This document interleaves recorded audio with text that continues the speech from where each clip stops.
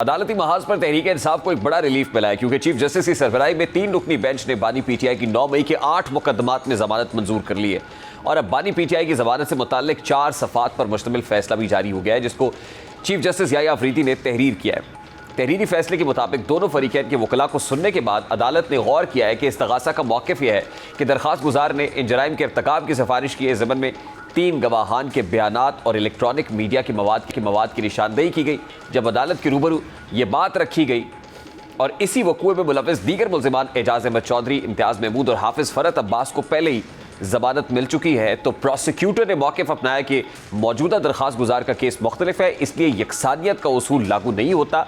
फैसले के मुताबिक दरख्वास्त गुजार के वकील ने इस मौक़िफ़ की सख्त मुखालिफत की और कहा कि चूंकि दीगर मुल्ज़िमान को ज़मानत दी जा चुकी है, इसलिए यकसानियत का उसूल यहाँ भी लागू होगा।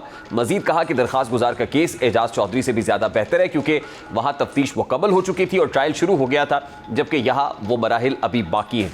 अदालत ने करार दिया कि हाई कोर्ट ने अपने हुक्म में मुकदमे के हक़ाइक़ पर हतमी नताइज दिए जो कि ज़मानत के मरहले पर नहीं देने चाहिए थे। इस मरहले पर सिर्फ ज़मानत से मुताल्लिक आर्जी मुशाहिदात किए जा सकते हैं जो ट्रायल के दौरान असरअंदाज नहीं होते। अदालत ने मजीद कहा कि दरख्वास्त गुजार के खिलाफ साजिश के इल्ज़ामात की जाँच पड़ताल ट्रायल के दौरान ही की जा सकेगी, लिहाजा फ़िलहाल ज़मानत से इनकार मुनासिब नहीं है। नतीजतन ये दरख्वास्तें अपील में बदल दी जाती हैं और मंजूर की जाती हैं। दरख्वास्त गुजार को बाद गिरफ्तारी ज़मानत दी जाती है बशर्ते कि वो हर मुकदमे में 1-1 लाख रुपए के ज़मानती मचल के जमा कराए और जमा कराए। इससे कबल आज सुप्रीम कोर्ट में केस की समाअत के आगाज़ पर चीफ जस्टिस ने स्पेशल प्रोसिक्यूटर जुल्फ़िकार अब्बास नकवी से 2 सवालात किए। चीफ जस्टिस ने पहला सवाल ये किया कि क्या हाई कोर्ट के फैसले में दी गई ऑब्जर्वेशंस ज़ेर इल्तवा मुकदमात के ट्रायल पर असरअंदाज होंगी। दूसरा सवाल ये पूछा गया कि अगर इसी नौइयत के साजिश के मुकदमे में ज़मानत पहले ही दी जा चुकी है तो मौजूदा मुकदमात में ज़मानत क्यों ना दी जाए।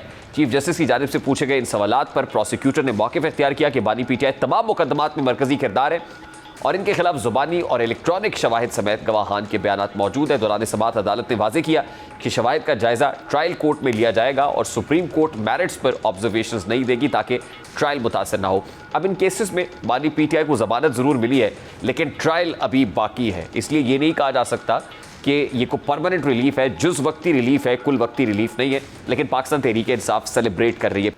अब पीटीआई ये समझती है कि अलकादर ट्रस्ट केस एक केस रह गया, 15 मिनट की हेयरिंग है केस पे, अगर ये हेयरिंग होती है तो बानी पीटीआई रिहा हो जाएंगे। यानी पाकिस्तान तहरीक इंसाफ मजबूरी तौर पर यह समझती है कि सिर्फ एक अलकादर ट्रस्ट केस है जिसका मामला रह गया, उसके बाद खान साहब के गिर्द कोई ऐसा शिकंजा नहीं है। लेकिन 43 मुकदमात ऑन रिकॉर्ड ऐसे हैं जिसमें बानी पीटीआई की ज़मानतें नहीं हुई हैं, तो क्या ये वाकई कोई लॉन्ग लास्टिंग किस्म का रिलीफ है और बानी पीटीआई रिलीज़ हो जाए। ये बात अपनी जगह पर कि पीटीआई सेलिब्रेट कर रही है और करना भी चाहिए। 8 मुकदमात में ज़मानत हुई है लेकिन अभी भी जिन मुकदमात में ज़मानत हुई है उनका ट्रायल बाकी है, तो इसलिए इसको ये समझ लेना कि कोई कुल वक्ती रिलीफ है तो ऐसा तो नहीं लग रहा। ये तो एक टेम्परेरी रिलीफ है जो बानी पीटीआई को मिला है। बिस्मिल्लाहिर्रहमानिर्रहीम। देखें, बहुत शुक्रिया, अल्लाह का लाख लाख शुक्र है जो 9 मई के हवाले से जो इल्ज़ामात है, जो बातें हो रही थी, कम से कम देखें वो तो अगर हम पहले भी ये कहते रहे और पीटीआई का मौका भी ये रहा है कि अगर अदालतें इंसाफ पर मुबनी फैसले करने लगे तो ये 1 हफ्ते में सारे केसेस ख़त्म हो जाएंगे। अब प्रॉब्लम क्या है? प्रॉब्लम ये है कि एक तो हेयरिंग नहीं हो रही है।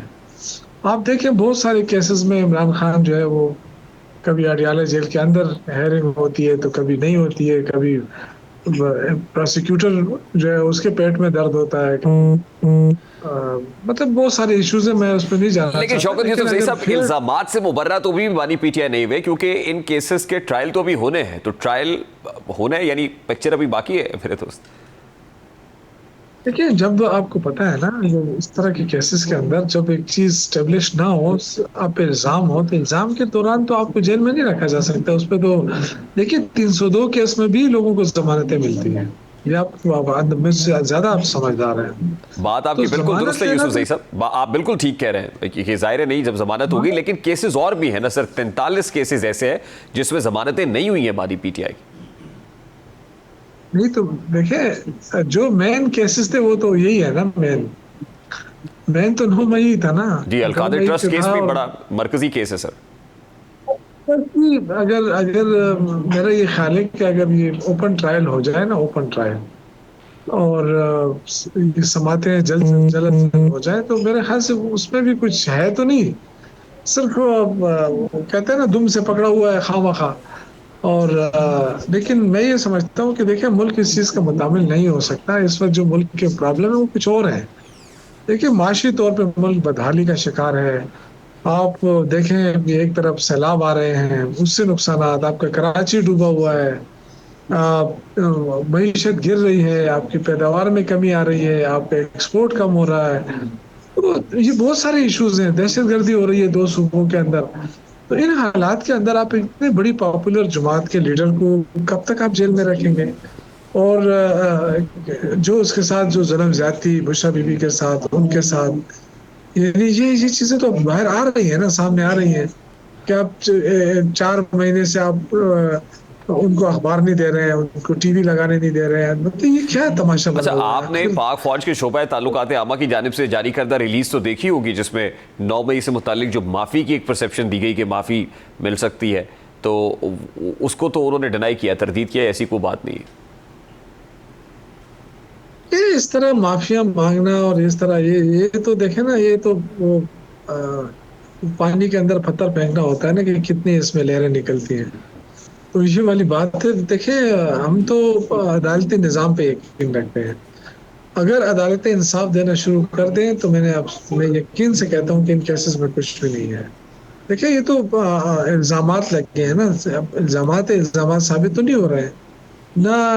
इधर उधर से पकड़ पकड़ के एक बंदों को लाकर उनसे अगर आप कहें कि जी आप बादम आप गवाह बने, तो इससे तो मसाइल हल नहीं होंगे। दूसरा देखिए, अगर आप उसको रखेंगे इस तरह, अब पहले ही लोग यहाँ से इन्वेस्टमेंट निकाल के चले गए हैं बाहर। आप देखें कितने लोग चले गए, यंगस्टर नहीं तो जितने यूथ है, हर कोई अल्टीमेटली जा आपको रहा है। लगता है ये मामला अदालत से निकलेगा या फिर बातचीत से अक्रॉस द टेबल हुकूमत से बात करने से निकलेगा? टेबल पे जाने के लिए तो माहौल चाहिए। माहौल तो मुझे नजर नहीं आ रहा है कि जो इस वक्त। हाँ, ये बात है कि अगर गवर्नमेंट रियलाइज कर चुकी है और वो हालात बनाना चाहे तो बना सकती है। लेकिन अभी तक तो मुझे देखे ना, कोई संजीदगी नजर नहीं आ रही है हुकूमत के अंदर। ना वो इस बात पे संजीदा है कि मईशत तबाह हो रही है, ना वो इस बात पे संजीदा है कि मुल्क का क्या हो रहा है। उनका अपने इक़्तिदार से काम है, और जुल्म ज्यादती वो मुसलसल कर रहे हैं तो हमारे यूसुफ जई लोगों साहब, के कल साथ जो साथ। पॉलिटिकल कमेटी का इजलास हुआ पाकिस्तान तहरीक इंसाफ की, उसमें क्या फैसला हुआ है? क्या ये तासुर दुरुस्त है कि उस पॉलिटिकल कमेटी इजलास में बानी पीटीआई की इंस्ट्रक्शंस को रद्द कर दिया गया है या उनकी डायरेक्शंस को रद्द किया गया है? नहीं, रद्द तो नहीं किया गया। देखिए, पॉलिटिकल पार्टी में ही फैसला ले जाने का कहा गया है ना। और इमरान खान ने यही कहा है कि पॉलिटिकल पार्टी फैसला कर ले। तो इसमें रद्द करने तो वाली बात पॉलिटिकल नहीं, पार्टी का ऑप्शन दिया फैसला गया। क्या है कि ऑपोजिशन लीडर के लिए जो नाम नॉमिनेट किया गया महमूद खान अचकजई साहब का, उस नाम को रिजेक्ट कर दिया पॉलिटिकल पार्टी ने? वो बिल्कुल रिजेक्ट नहीं किया है, बल्कि उसको अप्रिशिएट किया है।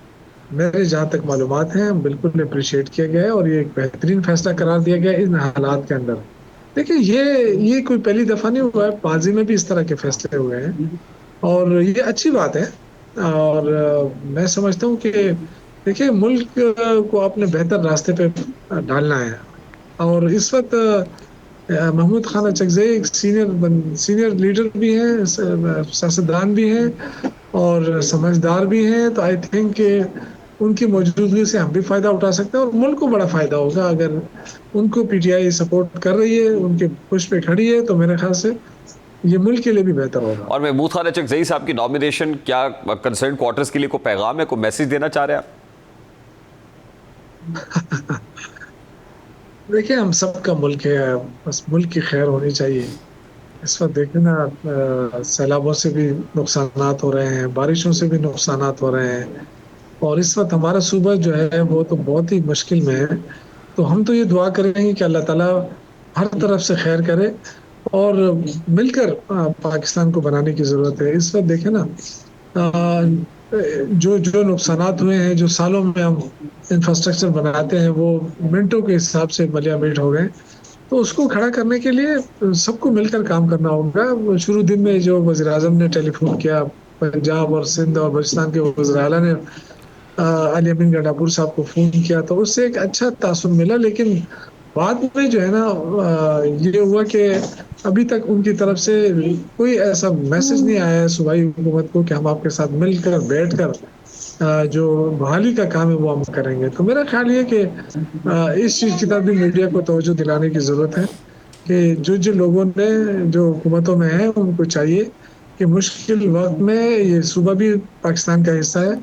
अब एनडीए में अगर यहाँ काम कर रहा है, पीडीए में कर रहा है, तो ये इस मुल्क के वसाइल हैं और आवाम के टैक्स के पैसों से ये सारी चीज़ें होती हैं। तो ठीक है। मेरे ख्याल से तो मिलकर इसमें अपना हाथ बटाना है। इस वक्त कराची देखें, कराची पानी में डूबा हुआ है। बहुत अफसोस हो रहा है पानी में कराची के हवाले से कि मुसलसल पांचवी छठी दफा से भी ज्यादा पीपल्स पार्टी की हुकूमत है वहां ठीक पे। है।